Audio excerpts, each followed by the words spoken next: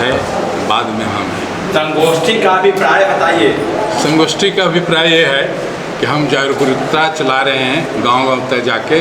समाज में हमने जो रथ घुमाया है उसका क्या पाया क्या खोया, समाज कहाँ तक जागृत हुआ है और समाज को कैसे, जैसे आपने बोला समतामूलक समाज कैसे बनेगी।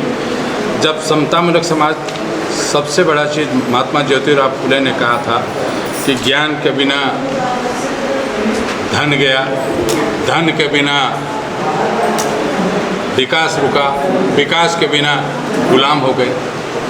तो जब ज्ञान हो जाएगा तो धन और समता और जाति तमाम चीज़ों को हासिल हम कर लेंगे। और जब तक हमारे पास ज्ञान नहीं होगा, शिक्षा नहीं होगा, तो हम कुछ नहीं कर सकते। बाबा साहब ने संविधान में, आप लोग को सर्वविदित हैं कि इक्वल टू राइट्स की बात की है, समानता की बात की है, कोई बड़ा कोई छोटा नहीं।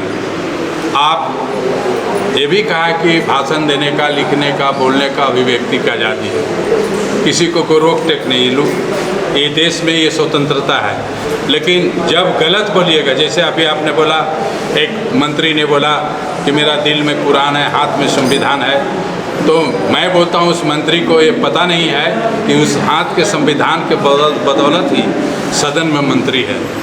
अगर उनको ज्ञान होता कि संविधान के बदौलत हम हैं, तो कुरान की बात वो नहीं करता। ये भड़काने वाली बात है।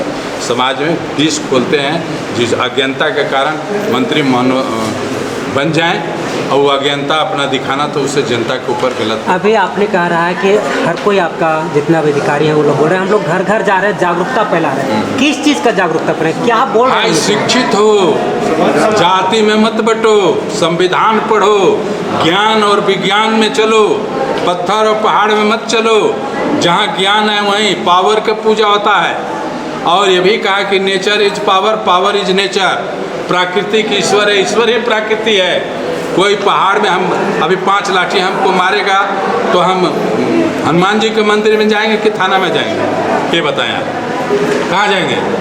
दुर्गा मंदिर में जाएंगे। आपको तो कोई 4 लाठी मारेगा तो कहाँ जाइएगा? दुर्गा जी के पास जाइएगा कि थाने जाइएगा? थाना में जाइएगा तो FIR होगा, लॉज होगा, कानून संविधान की बात आएगी ना भाई। तो इस देश में सबसे बड़ा जनमत के रक्षा कवच, इस देश का हृदय जो है वो कॉन्स्टिट्यूशन है।